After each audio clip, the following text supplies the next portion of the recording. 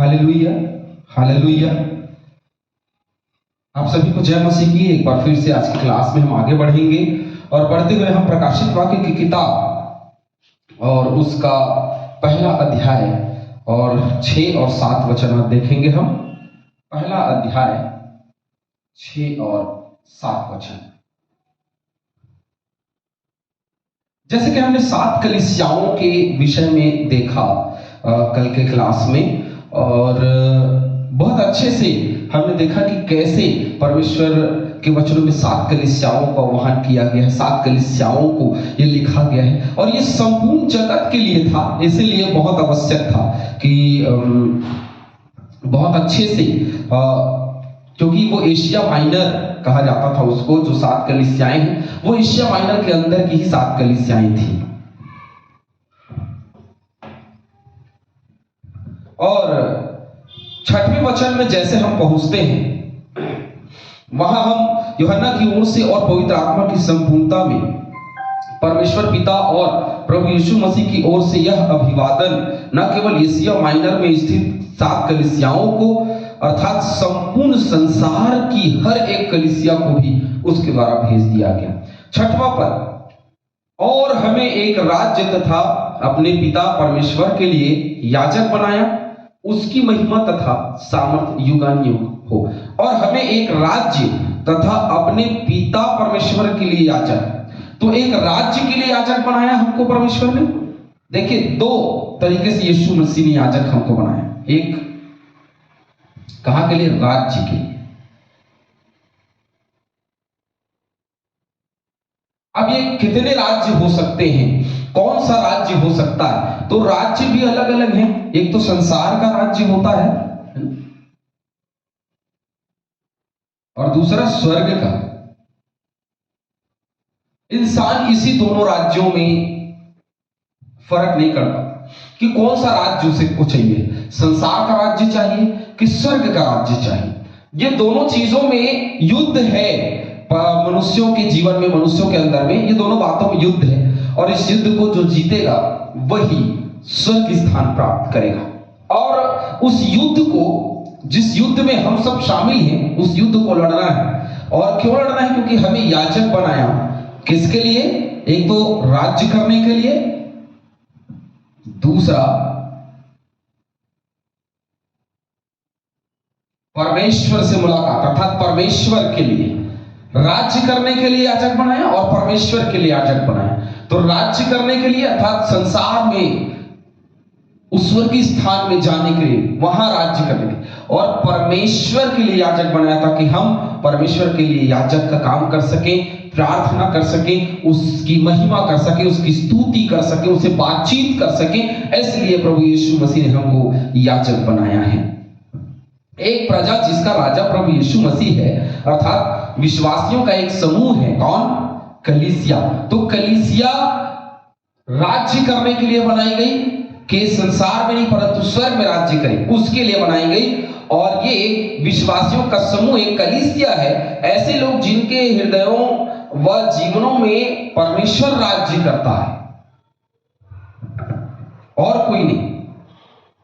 उनके हृदयों में, उनके मनों में परमेश्वर का राज्य होना चाहिए। याजक मंदिर में रहकर परमेश्वर की सेवा करते थे और सेवा टहल करते थे, और जितने लोग मसीह को स्वीकार करने वाले लोग हैं, हम सब की ये कोशिश होनी चाहिए, जबकि याजक उसने बनाया है, याजक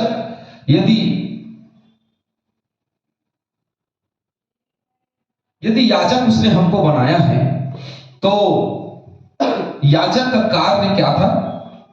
सेवा। किसकी?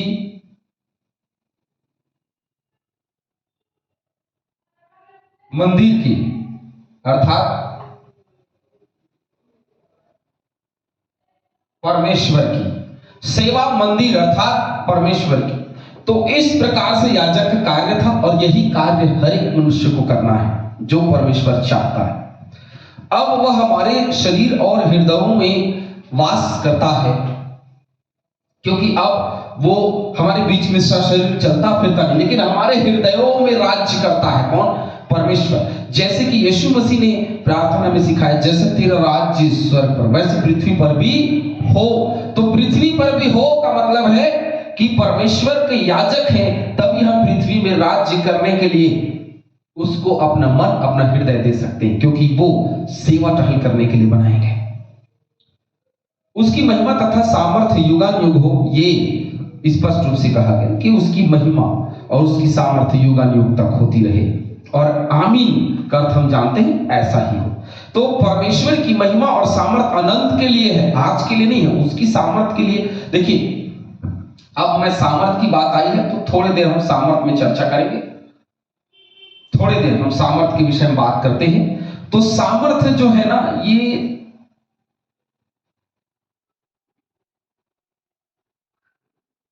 संसार में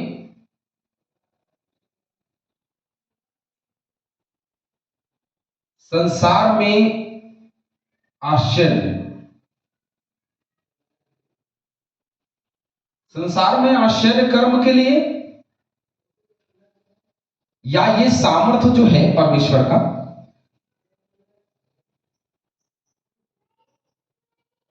अंत के लिए। तो कौन सी सामर्थ्य की झलकी हमको लेनी है? परमेश्वर संसार में आश्चर्य कर्म के लिए ये सामर्थ्य दे रहा है, या अनंत के लिए ये सामर्थ्य दे रहा है? ये अंतर मनुष्य को करना बहुत जरूरी, क्योंकि मैं एक चीज बना रहा हूं, ये परमेश्वर से यीशु आत्मा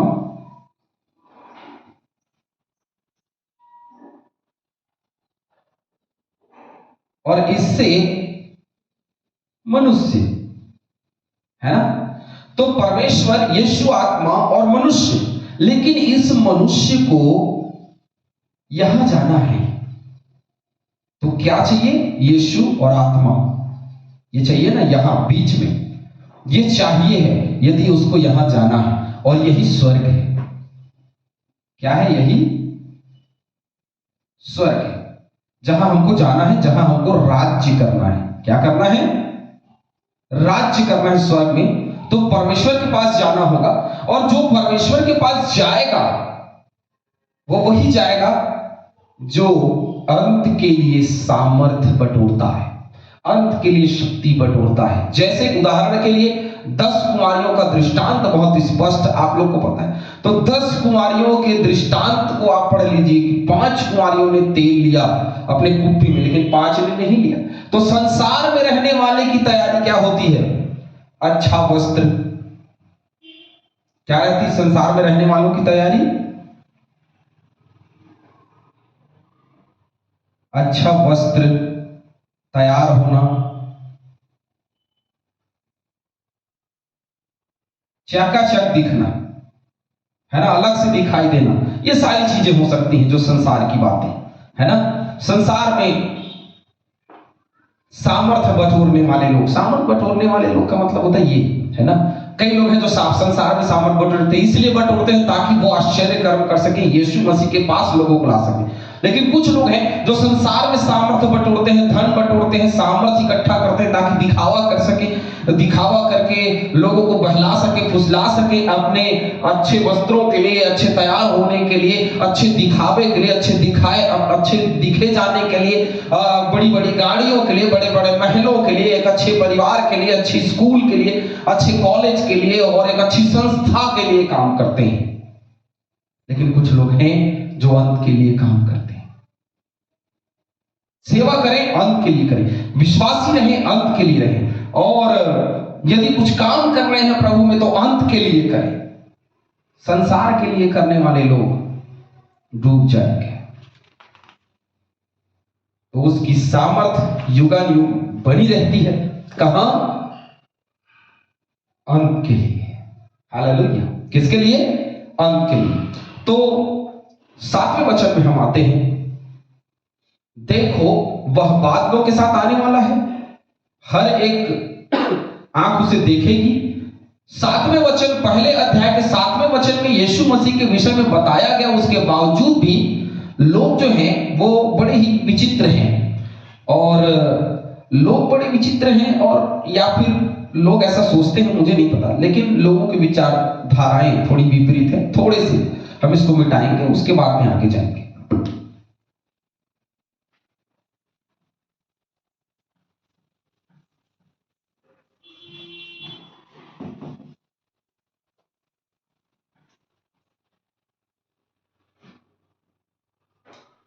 तो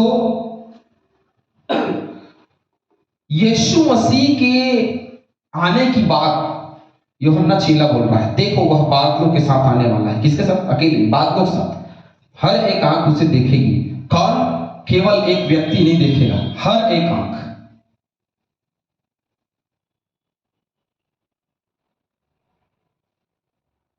क्या करेगी? हर एक आंख उसको देखेगी। क्या बात है, हर एक आंखों का देखना जरूरी है। हाँ, सही है, हर एक आंख देखेगी। किसी व्यक्ति ने मुझसे कहा कि यीशु मसीह को मैंने देखा। मैंने कहा कहां देखा? उसने कहा बरगद के पेड़ पे देखा। अच्छा, किसी व्यक्ति ने मुझसे यह भी कहा कि मैंने यीशु मसीह को देखा। तो कैसे देखा?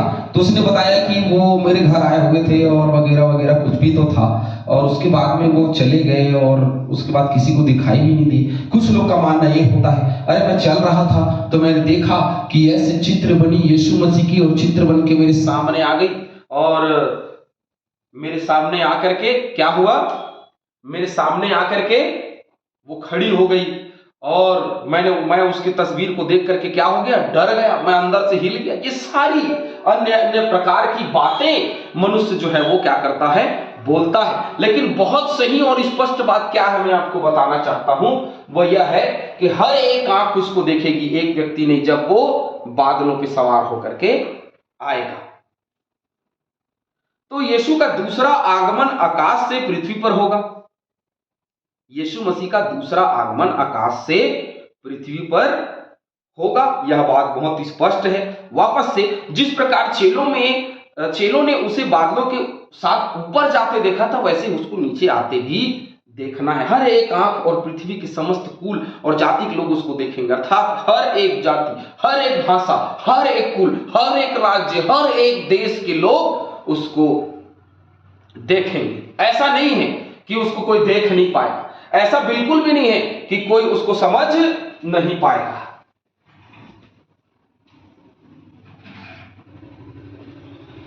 और मैं सोचता हूं कि जो लोग सोचते हैं कि हम केवल यीशु मसीह को देख सकते हैं और कोई नहीं देखेगा, उसका जवाब यह ही है कि हर एक आंखें उसको देखेंगी।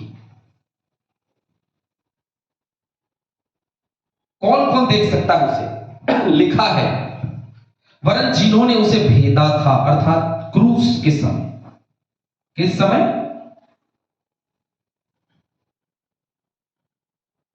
हर एक आंख देखेगी। कौन? क्रूस के समय। मारने वाले लोग,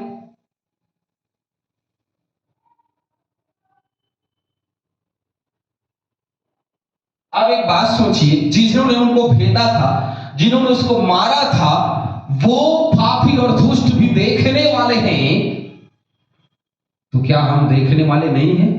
अरे ये दुष्ट और पापी लोग देखेंगे भाई, जिन्होंने उसको मारा था, तो हर एक आंख तो देखेगी ना, उसके कारण विलाप भी करेंगे। जो देखेंगे उसके कारण विलाप भी करेंगे। जो आंख देख रही है कुछ, क्योंकि यह आंख केवल धर्मी जन की नहीं है, यह आंख दुराचारियों की भी है। तो कौन कौन देखने वाला है? ये मारने वाले लोग का अर्थ बहुत स्पष्ट तरीके से उसने समझा दिया कि जो आंख देखने वाली है उसमें धर्मी जन भी है,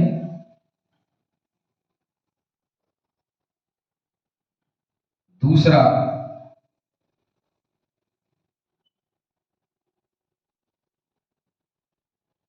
अधर्मी जन भी है। और जो रोना लिखा है वहां, धर्मी जन के लिए रोना नहीं है ना? धर्मी जन के लिए रोना नहीं, आनंद की बात है, और अधर्मी के लिए रोना और दांतों के पीसने वाली बात है। अब ये अधर्मी व्यक्ति अपने दांतों को पीसे, रोए, गड़गड़ाए, पहाड़ों को कहो मुझ पर आ गिरे, लेकिन ऐसा होने वाला बिल्कुल भी नहीं है।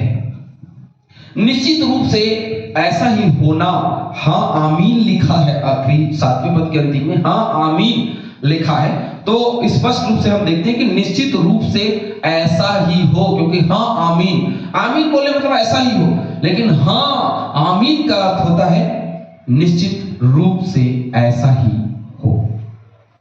तो यीशु का दूसरा आगमन आकाश से पृथ्वी पर होगा, विश्वास करते हैं कि नहीं? हालेलुया। जिस प्रकार से चेलों ने उसे बादलों के साथ नीचे से ऊपर जाते देखा, ऊपर से नीचे आते भी देखना है। दुनिया की हर एक जाति का, हर एक भाषा का, हर एक कुल का, हर एक संप्रदाय का, हर एक राज्य का, हर एक देश का, हर एक प्रकार के लोग उसकी महिमा के साथ बादलों पर उसको आता हुआ देखेंगे। उसकी महिमा के साथ, यीशु मसीह की महिमा के साथ उसको बादलों पर से नीचे आता हुआ देखेंगे। वे लोग भी जो उसे बादलों पर आता हुआ देखेंगे, जिन्होंने उसका तिरस्कार और अपमान किया था, मारने वाले लोग, वे भी उसको देखेंगे। उसका विरोध किया था, उसके पैरों तले रौंदा था, और लोग जो थे उसको मारने के लिए खोज रहे थे, वो महिमा से अलग रहने वाले लोग, उससे मारने को खोजने वाले लोग, ऐसे लोग भी उसको देखेंगे और देख करके क्या करेंगे? पछताएंगे कि हमारे पास भी एक समय था, हमने स्वीकार नहीं किया, हमने अपराध किया, हमने पाप किया, हमने उसको ग्रहण नहीं किया, हमने उसको मार डाला, हमने उसको क्रूस पर चढ़ा दिया। वे सब रोएंगे और दांत पिसेंगे, क्योंकि ये क्रूस के समय मरने वाले लोग तो अभी जीवित नहीं है ना? लेकिन फिर भी ये देखेंगे का मतलब समझते हैं? मुर्दे जी उठेंगे।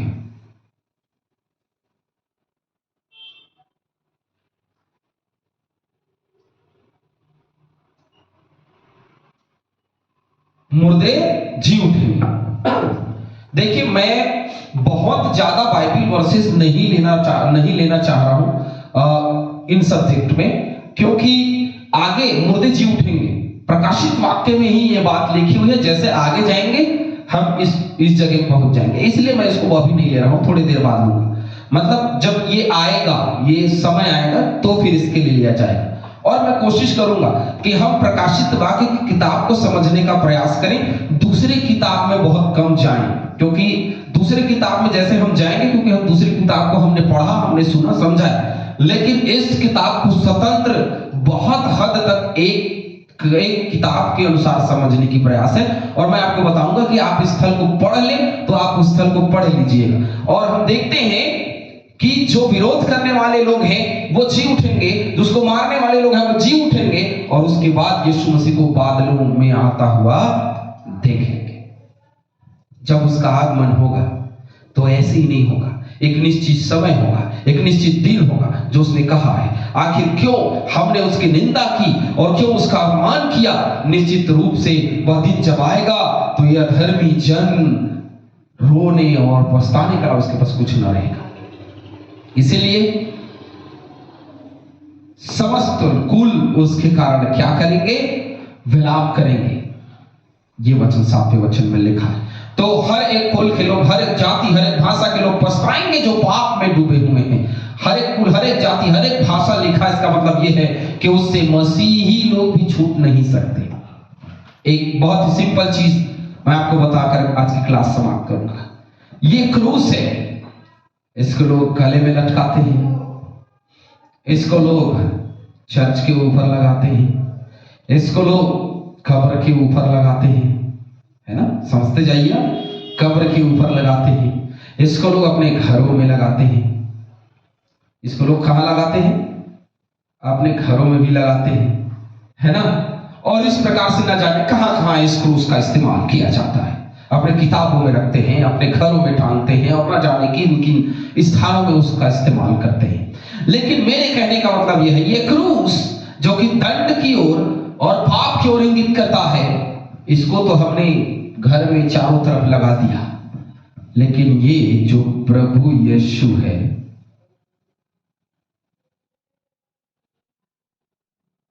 ये यहां से दूर क्यों है? यहां इसको आने क्यों नहीं देते आप?